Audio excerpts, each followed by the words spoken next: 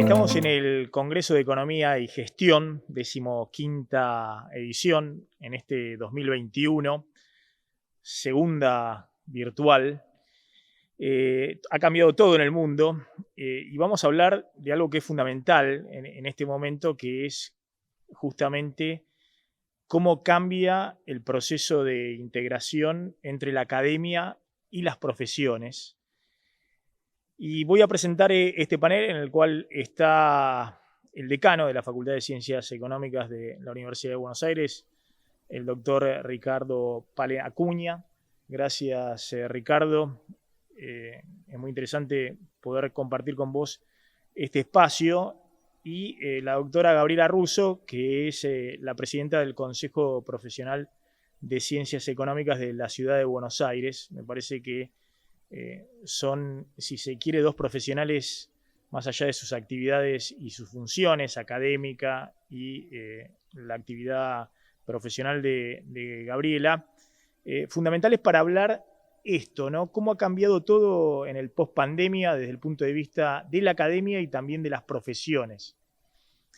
Empiezo con vos, Ricardo. ¿Cómo estás viendo esa integración que es tan ansiada cuando uno entra a estos claustros históricos de la Facultad de Ciencias Económicas? Siempre decimos, en términos de contadores, la facultad más grande de Latinoamérica y sin duda una de las más prestigiosas. ¿Cómo estás viendo ese proceso de integración entre lo académico y lo profesional, que tanto desvela a los alumnos? Apenas entran en estos claustros, están pensando cómo va a ser su futuro una vez que dejen estos claustros. Gracias, Maxi. Y realmente vos tenés razón, esto ha cambiado todo, esta nueva situación en el mundo, y lógicamente nosotros no podíamos haber sido de otra manera. Y la actitud de la nueva gestión del Consejo Profesional ha facilitado también enormemente la tarea. ¿Por qué? Porque existía esa dicotomía entre profesión, academia, academia, profesión. Creo que una falsa dicotomía, porque no cabe ninguna duda que una es continuidad total y absoluta de la otra. Pero esto suena muy bien en las palabras, y para llevarlo a la práctica establecimos un convenio de colaboración recíproca con el Consejo Profesional, y eso nos permitió hacer entrega, como ese primer paso que vos mencionabas de los futuros profesionales, hacer entrega de sus diplomas de egresados de nuestra casa por turno en época de pandemia. Eso lo hacíamos acá en el primer piso de nuestra facultad, y simultáneamente el Consejo Profesional, con un escritorio al lado, matriculaba inmediatamente a continuación. Ahí empezamos a mostrar, en vivo y en directo, como dirías vos, esa vinculación, esa cercanía entre academia y profesión.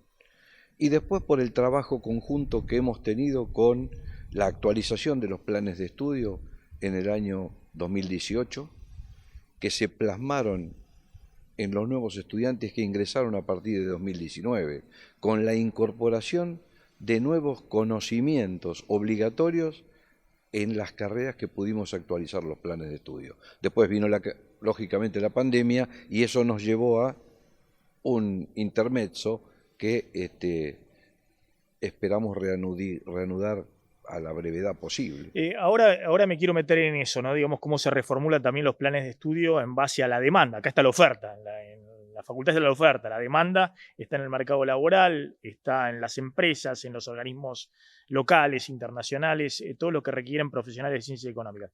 A ver, Gabriela, ahonda un poquito esto que contaba Ricardo, que para mí me parece fundamental, que es despejar algo burocrático, ¿no? Veo que algunas otras carreras, no vamos a hacer nombre, lamentablemente, que hay graduados que ya son profesionales y dicen que van a tener que esperar un año para la matriculación y no pueden ejercer hasta que eso ocurra.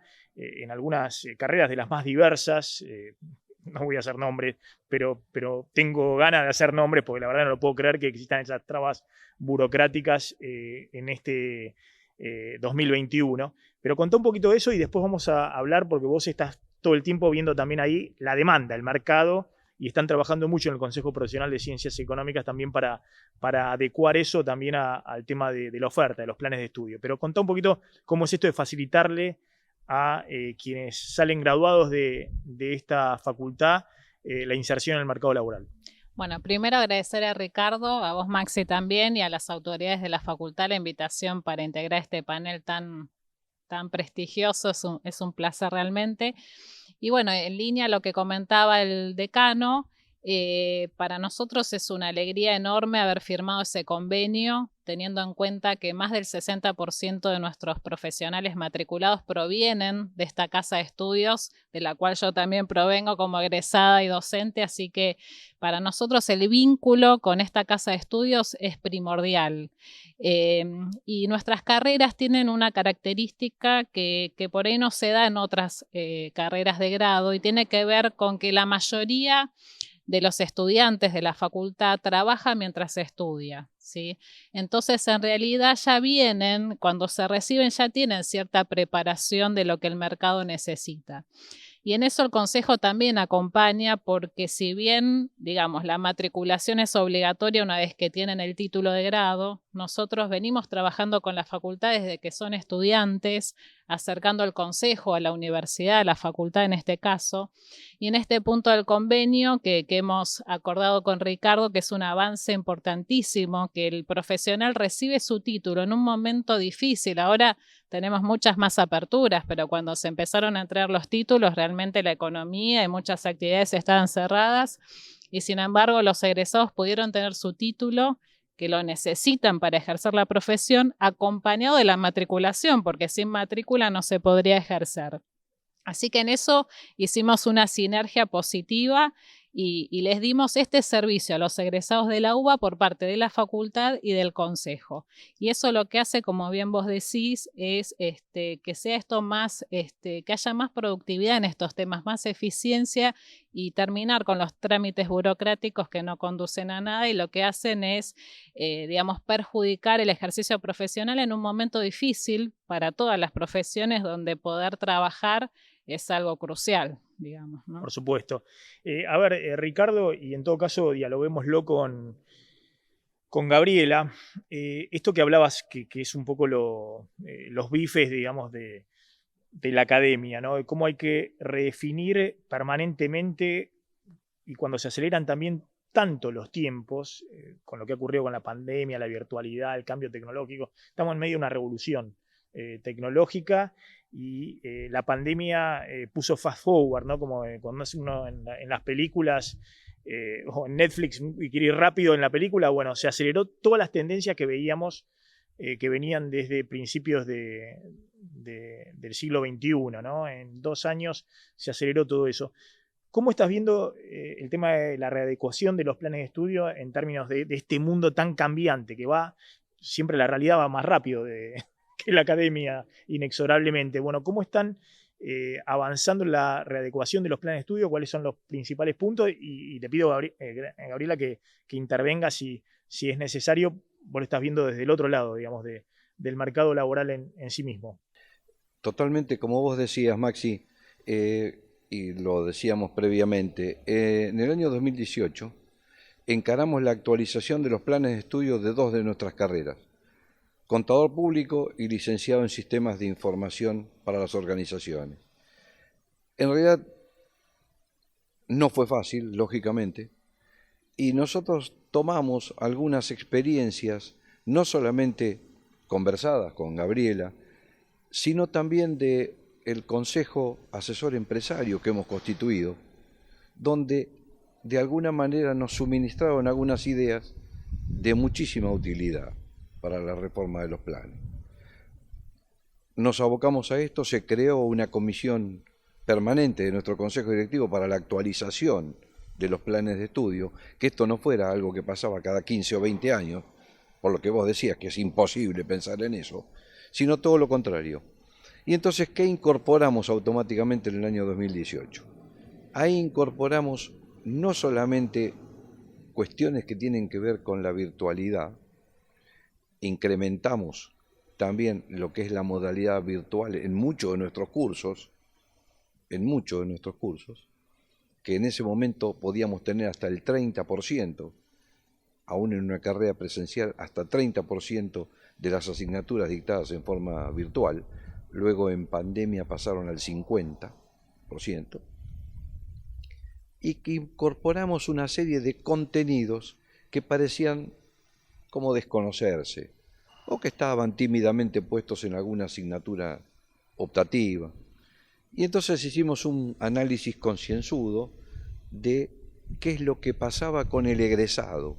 Es decir, aquel que egresaba y no conocía determinados contenidos porque al ser optativa no lo había cursado esa asignatura. Entonces incorporamos, por ejemplo, contabilidad gubernamental en la carrera de contador público. Contabilidad gubernamental. Mucha gente, que si no Graciela nos desmienta cuánta gente egresada en nuestra casa como contador público y como licenciados en administración y en economía, trabajan en el sector público. Pues eso era totalmente optativo. Incorporamos esta asignatura como obligatoria. Incorporamos la dimensión social y ambiental. ¿Por qué? Porque la dimensión social, no solo en la contabilidad, sino en la información general, en la realidad económica, Maxi, que vos como egresado nuestro manejas perfectamente bien, no puede estar ausente. Entonces, lógicamente, tiene un marco. Y eso lo refleja la contabilidad para que el administrador tome las decisiones sustentables lo mejor posible.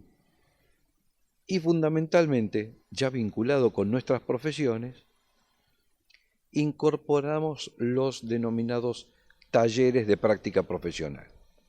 Los talleres de práctica profesional como materia final de la carrera, dictada como forma de seminarios, con consultorios presenciales, es decir, donde el estudiante, la estudiante, venían a hacer las consultas del caso sobre los temas que iban a hacer a su profesión y que sus profesores le daban como inquietud. Esto nos ha ayudado muchísimo, pero una cuestión a lo que decía Gabriel anteriormente. No solamente firmamos el convenio de cooperación con el Consejo, sino por primera vez el Consejo tiene un local en el espacio físico de la facultad. Y esto es lo que yo mencionaba al principio, ¿no? Es decir, algo es continuidad, una cuestión de la otra, no puede estar escindido. Y entonces eso lo llevamos a la práctica con Gabriela y eso nos ha dado un resultado maravilloso que nos llevó a, como vos decías, Maxi, que el estudiante cuando viene a recibir su diploma, automáticamente se pueda matricular. Ahora, Gabriela, ¿qué estás viendo con eso? Porque ustedes hacen mucho trabajo en el Consejo Profesional, actividades, en su momento, no sé, había bolsa de empleo, me imagino que sigue estando, monitorean los sectores, hacen encuestas, relevan a las empresas, es decir, ven un poquito la demanda que hay y también hay una información muy importante con todo eso para el estudiante, pues estas son carreras de 5 años, 6 años en algunos casos, y en esos 5 o 6 años van cambiando tanto las cosas que la demanda también se va transformando. ¿Cómo hacen para que eso pueda llegar? No ya al graduado, que son sus miembros, digamos, en el Consejo Profesional, sino también a los estudiantes, para que ellos vayan también reformulando, si se quiere, sus planes de estudio, viendo también lo que está ocurriendo en el mercado laboral y en la demanda de trabajo. Bueno, una de las cosas también que hemos implementado en la última gestión del Consejo, junto con Ricardo y también decanos de todas las facultades de Ciencias Económicas de la ciudad y del conurbano, es un comité de asesor de decanos, donde ahí conversamos mucho sobre el perfil del futuro profesional, de lo que requieren las empresas, las organizaciones, de las nuevas incumbencias. Y todo eso que llega al Consejo a través de los estudios grandes, medianos, de las empresas, de las multinacionales, de las pymes, del sector público, todo eso se conversa, se debate en esos espacios que luego van hacia las casas de estudio. Como te decía, la UBA, la Facultad de Ciencias Económicas, tiene la mayor cantidad de egresados y matriculados, así que ese tema lo trabajamos permanentemente. Y además la Bolsa de Empleo del Consejo está a disposición no solo de los matriculados, sino también de los estudiantes de Ciencias Económicas. Así que eso es bueno comentarlo para los estudiantes que nos están mirando en este congreso, que pueden hacer uso de esta bolsa de trabajo, donde contamos con búsquedas de primer nivel de todo tipo de organizaciones. y además, una vez que se reciben y entran en mayor contacto con el consejo, nosotros los acompañamos y los formamos en temas más bien de práctica profesional. Y tenemos programas como, por ejemplo, Mi Primer Estudio para aquellos que quieren independizarse, programa para emprendedores, programas que tienen que ver con sustentabilidad que comentaba Ricardo, programas relacionados a lo que es la carrera corporativa para aquellos que quieran desarrollarse dentro de una empresa. Tenemos programas que tienen que ver con la tecnología aplicada a las ciencias económicas. Bueno, un sinfín de actividades que tienen por fin no solo capacitar a los profesionales, sino acompañarlos con coaching, con mentoreo, y muchos de esos programas terminan en la inserción laboral y o profesional de nuestros matriculados. Así que tenemos, digamos, un feedback permanente en cuanto a lo que requiere el mercado, y eso se canaliza también en los programas de estudio, porque la realidad es que la mayoría también de los profesores de esta casa son también matriculados del Consejo, participan en las comisiones del Consejo, que son más de 60 en distintas disciplinas dentro de las ciencias económicas, así que es un trabajo en equipo, en conjunto, que venimos ejerciendo, y es una sinergia, como te decía antes, muy positiva, que permite que el estudiante ya se vaya formando con las necesidades del mercado, y una vez que se recibe se sigue capacitando y formando en su consejo. Así que es un trabajo permanente desde que inicia en la facultad y durante toda la vida profesional. Vos sabés, Maxi, que precisamente lo que acaba de decir Gabriela recién es importantísimo, porque a través de la Secretaría Académica, ¿qué es lo que hemos logrado también? Que no se espere a un cambio de plan de estudios para actualizar los programas y la bibliografía. Es decir, a veces se tenía pensado, o el profesor mismo pensaba, que tengo que esperar un cambio de plan de estudio para que yo diga voy a cambiar programa, voy a mejorar, voy a agregar o sacar bibliografía. Hoy no. Hoy el Consejo Directivo aprueba periódicamente el programa que cada una de las cátedras le actualiza en forma permanente. Es decir, vos como titular de una cátedra envías el programa a la Secretaría Académica, eso va al Consejo Directivo y el programa está absolutamente con todas las unidades temáticas y su bibliografía completa y actualizada. Es interesante eso, ¿no? En términos de descentralización, de tener más agilidad ante este mundo cambiante.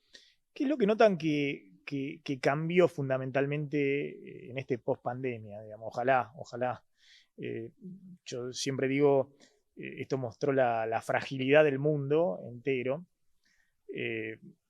Los cambios brutales a nivel tecnológico, a nivel económico también hay un cambio de paradigma que se está discutiendo mucho en Europa, en Estados Unidos. En el caso de la Argentina, potenció la crisis de siempre, la crisis de los últimos 40, 50 años. Lamentablemente estamos atrapados en la crisis de siempre, lo cual es un problema porque el mundo va tan rápido que si no resolvemos rápido la crisis del pasado, que es en la cual todavía estamos inmersos, nos vamos a quedar más lejos de poder enganchando del futuro, digamos, de cómo sigue el desarrollo de este país.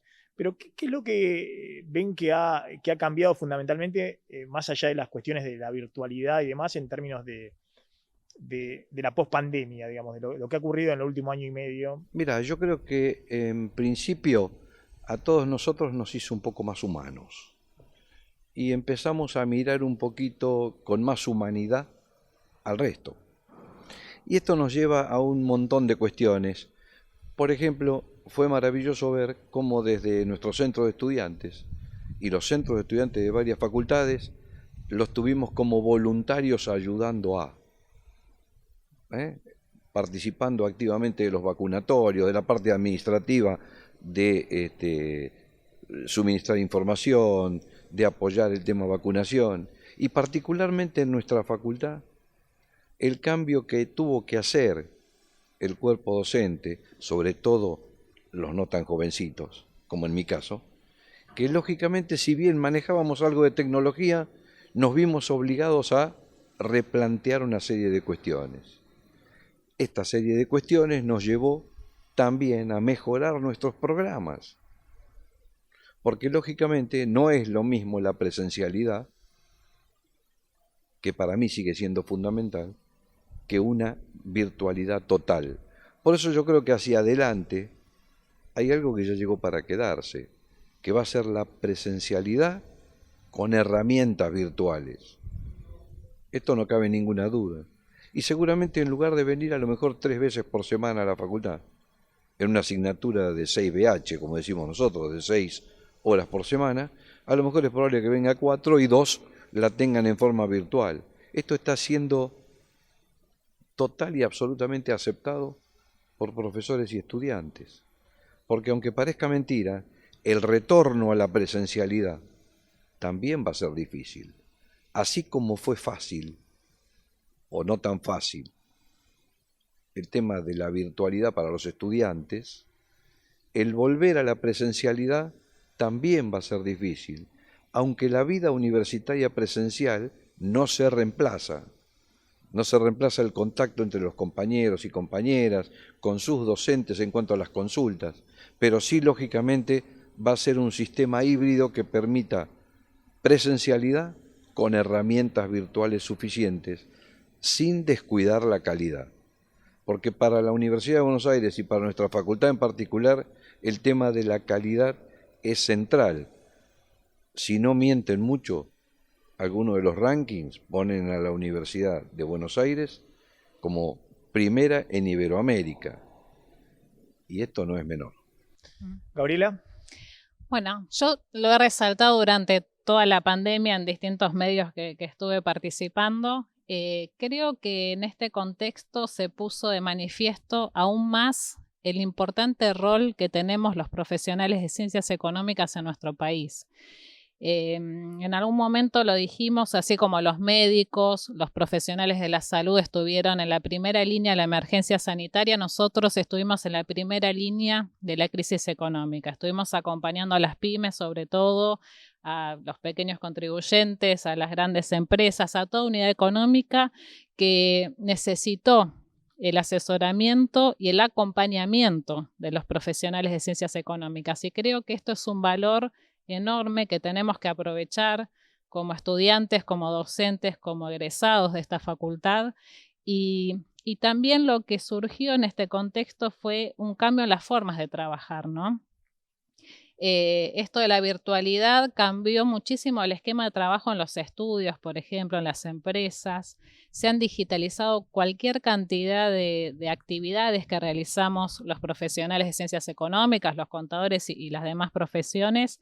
Así que también generó esta relevancia de la tecnología aplicada a la profesión, que parecía que era algo distante, que nosotros éramos profesionales que no teníamos mucho que ver con las cuestiones tecnológicas. Y creo que tenemos mucho que ver y quedó demostrado y hay una alta capacitación y participación de profesionales en programas relacionados a herramientas tecnológicas que hoy son aliadas de la profesión. No tienen que ser vistas como una competencia o como que nos van a reemplazar en el futuro. Tienen que ser aliadas de nuestro ejercicio profesional. Y después otros temas que se trataron, como el tema sustentabilidad, que también, digamos, creció mucho en este contexto de pandemia, ¿no? No solo en nuestro país, sino en el mundo. Y acá descubrimos, o por lo menos le dimos más importancia a esta incumbencia dentro de nuestras profesiones. ¿Por qué? Porque qué mejor que los profesionales de ciencias económicas para trabajar en estos temas, ya sea dentro de las organizaciones o asesorando externamente.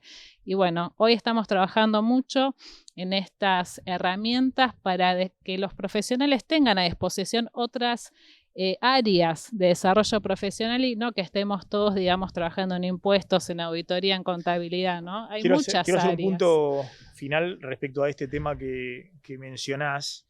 Y también lo que vos mencionabas, la importancia de los profesionales de ciencia económica, sobre todo en una economía como la Argentina, donde hay un alto grado de informalidad y cuando ocurren este tipo de catástrofes y se tiene que canalizar ante las medidas restrictivas del año pasado una ayuda estatal que obviamente aparte de la economía, si no está registrada no puede llegar, sobre todo el universo de las pymes y demás, es muy importante lo que vos mencionás. Y el trabajo que tienen a futuro también los profesionales de ciencias económicas para contribuir, obviamente, más allá de la formulación de políticas generales, presión impositiva y demás, en términos de formalización de esta economía, obviamente en un proceso virtuoso que tiene que generar crecimiento y demás, como una forma también de inclusión mucho mayor de lo que ha mostrado esta economía que ha tenido un muy mal comportamiento, por lo menos en las últimas 5 décadas. Hago el punto que vos mencionabas respecto a esto que me interesa mucho, las nuevas tecnologías, el reemplazo de ciertas profesiones tradicionales. Yo soy licenciado en Economía, siempre en esta casa de estudio tan impactante, tan populosa, éramos como un apéndice o si se quiere, los hermanos menores de la carrera de contador, que es la más importante, también administración de empresa, actuario, y me van a ayudar con sistemas. ¿Cómo están viendo esto? Que hay ciertas actividades, no digo de los economistas, o tal vez sí también de los economistas, pero por ejemplo de los contadores, que tal vez hoy puedan ser reemplazadas o dentro de pocos años con los sistemas de información o informáticos, incluso las presentaciones ante la FIP y demás, que si no fueran lo burocráticas que son y engorrosas que son, uno tiende a pensar que en el futuro podrían hacerse mismo por los contribuyentes sin la participación de contadores. ¿Cuál es la reformulación del profesional? Y me baso en los contadores porque es la carrera principal en esta facultad, desde el punto de vista de la formación y de pensar la carrera a futuro. Maxi, es tal cual lo que hemos dicho. Yo creo que el secreto de esto tiene que ver con los nuevos campos de actuación, en este caso del contador público que vos mencionás. ¿Por qué? Porque hasta el momento parecía como que el contador era aquel que simplemente se dedicaba a la registración contable. Y una de las cuestiones fundamentales es explicarle a nuestros futuros estudiantes, a nuestros estudiantes y también a los profesionales, no confundir contabilidad con registración. Cuando hablamos de contabilidad hablamos de información en sentido amplio. Cuando hablamos de registración hablamos de esa tarea meramente técnica que otrora era con una letra gótica o redondilla, hoy es con la herramienta virtual del caso. Por eso yo no creo que sea reemplazado el contador público, o por lo menos el contador público que nosotros esperamos hacia futuro y que lo tenemos que ir formando desde ahora, porque avance la tecnología. Un poco lo que decía Gabriela, creo que no tenemos que tenerle miedo a la tecnología. Así como en su momento se usaba la caligrafía y lo hacía a lo mejor un amanuense que no era contador, convengamos que en aquel momento no estaba el título de contador público, entonces era un idóneo el que por ahí hacía esto. Hoy se forma un contador público para pensar determinadas cuestiones, para trabajar en diferentes campos. Nosotros a veces tomamos a las normas contables como si fueran palabra santa. Y la universidad tiene que estar por delante de la norma. Es decir, ¿por qué? Porque si la universidad investiga y no transfiere el conocimiento, no tiene sentido su existencia. Entonces, nuestra razón fundamental son nuestros estudiantes y futuros graduados.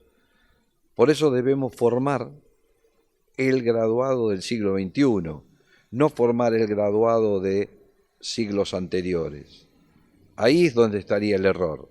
No actualizar contenidos, no actualizar programas, no formar con herramientas tecnológicas. Y fíjense que está pasando un gran apoyo de la Secretaría de Asuntos Académicos de la Universidad en todo este tema de formación de las herramientas tecnológicas.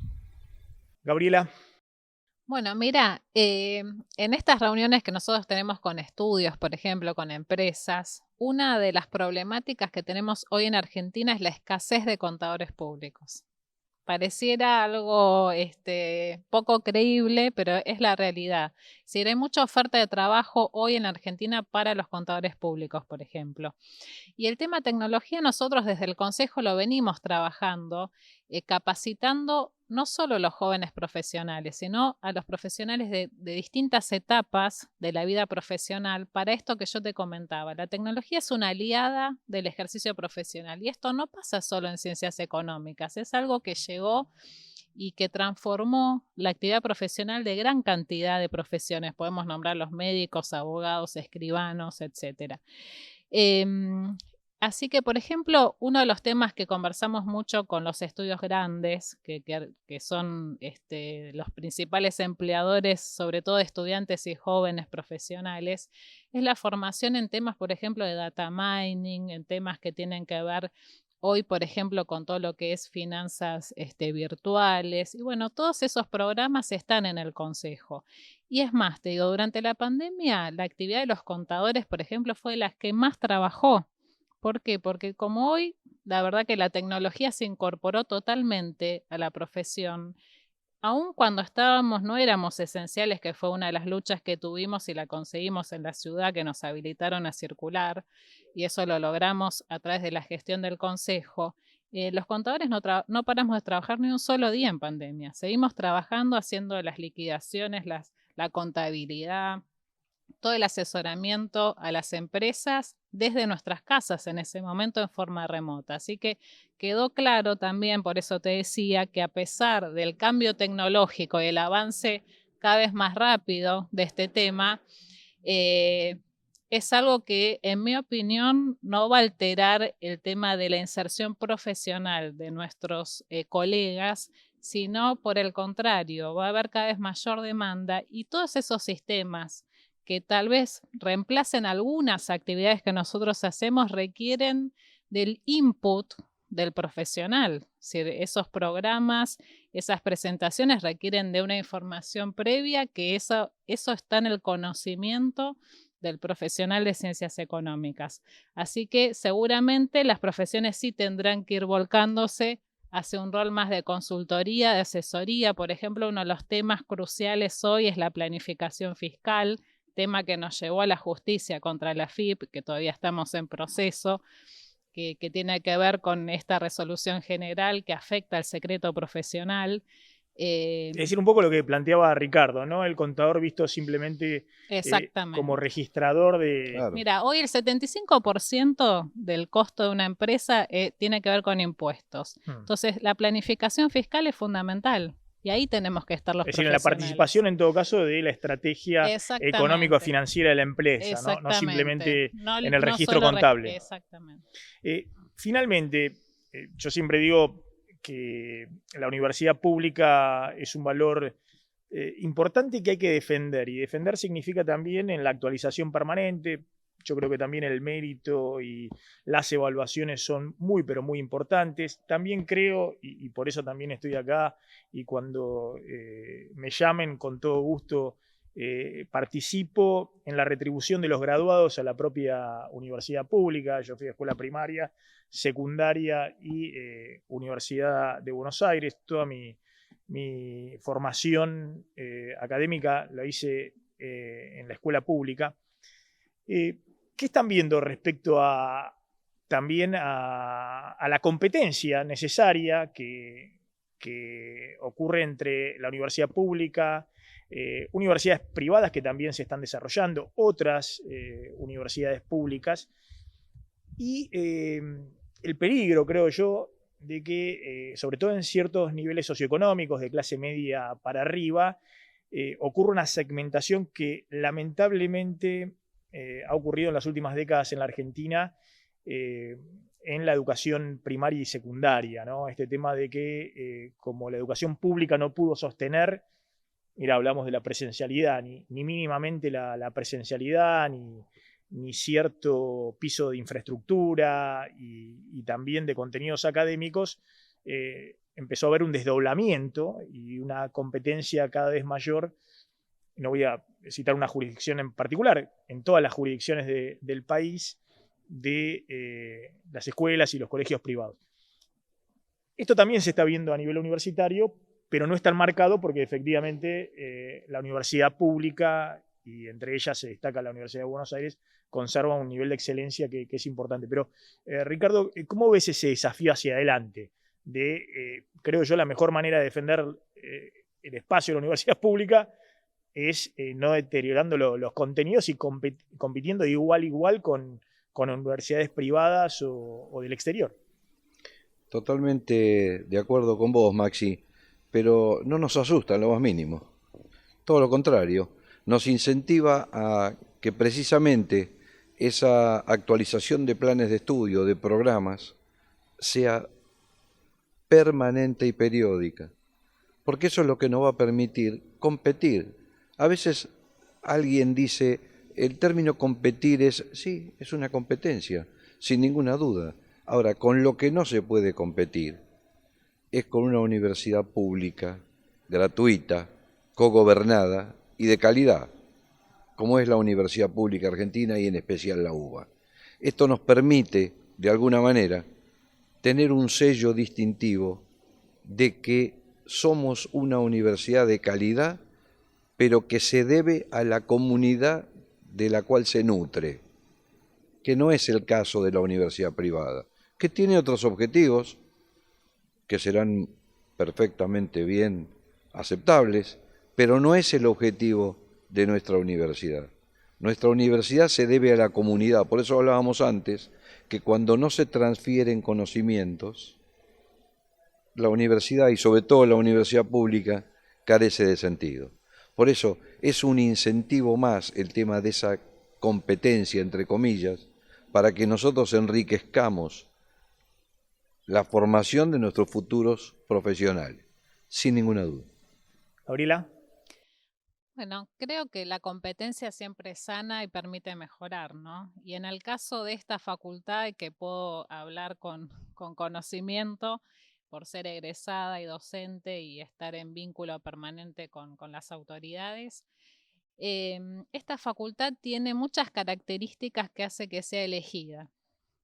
¿Cuáles son esas? Primero tenés cantidad de cursos innumerables y posibilidades de elegir horarios, que eso es muy importante para un estudiante que trabaja, porque en estas carreras, como decía anteriormente, la mayoría de los que estudian también trabajan. Segundo, tenés la infraestructura de la facultad. Tenemos un edificio que es modelo, que sus aulas están climatizadas, tienen todas monocañón, tienen asistencia del personal de la facultad, tanto los profesores como los estudiantes. Eso es un lujo. Tenés la posibilidad de inscribirte, cuando te escribís elegís y lo haces a través de una página web, tenés un sistema virtual donde podés acceder al material, estar en contacto con tus profesores, es decir, la universidad pública, y en especial esta facultad, ha evolucionado muchísimo en ese aspecto que por ahí era algo que tenían las universidades privadas. Hoy la Facultad de Ciencias Económicas de la UBA también lo tiene. Y en cuanto a los contenidos, todos los rankings, los más conocidos del mundo nos colocan en los primeros lugares. Los docentes no son solo de la academia, son docentes que trabajan también en la profesión, en las empresas y que pueden traer esas experiencias al alumno y eso tiene un gran valor. Así que yo creo que tiene muchas cualidades esta facultad para ser elegida y creo que es sano que haya otras opciones para aquellos que por algún motivo decidan no ingresar en la universidad pública, pero los que somos UBA tenemos el corazón en la UBA, así que la vamos a defender siempre en todo sentido. Y bueno, como en tu caso, yo también soy hija de la universidad pública en todos sus niveles, hasta posgrado, así que estoy agradecida y siempre tratamos de transmitir este sentimiento a las nuevas generaciones de no solo estar en esta facultad, estudiar, dar clases, sino también ser profesionales éticos y devolver a la sociedad todo lo que esta universidad nos dio, ¿no? Y si me permitís agregar a lo que decía Gabriela, estamos también en esta oportunidad haciendo un congreso que se llama Econ Joven, donde ese amor que decía Gabriela que tenemos por la universidad pública, se lo transmitimos a los estudiantes secundarios. Este Econ Joven inició primero simplemente con la escuela Carlos Pellegrini y el Colegio Nacional de Buenos Aires. y ahora se amplió a trabajos de investigación de los estudiantes secundarios, que en esta edición 2021 superaron los 200 trabajos presentados. Como inquietud, como futuro, realmente habla muy, pero muy bien de esa nuestra universidad pública que vos también tanto querés. Gabriela, Ricardo, gracias, me parece que ha sido un diálogo muy interesante, muy enriquecedor y esperemos que a los estudiantes de ciencias económicas, futuros graduados, a los graduados y a los que vienen más atrás desde las escuelas secundarias le pueda servir para tomar mejores decisiones. Gracias tanto Gabriela como Ricardo. Yo quiero simplemente agradecerle a Gabriela, que está siempre con nosotros, es de la casa, así que está siempre con nosotros, y cómo no voy a agradecerle a Maxi, que cuando le planteamos que estuviera acá también en su casa, moderando este pequeño living aquí en el patio Uriburu de nuestro edificio histórico, se prestó gustoso y le robamos un poquito de su tiempo profesional para que nos acompañe. Así que, Maxi, infinitas gracias. Gabriela, como siempre, seguimos trabajando juntos. Gracias, gracias a todas y todos por estar ahí.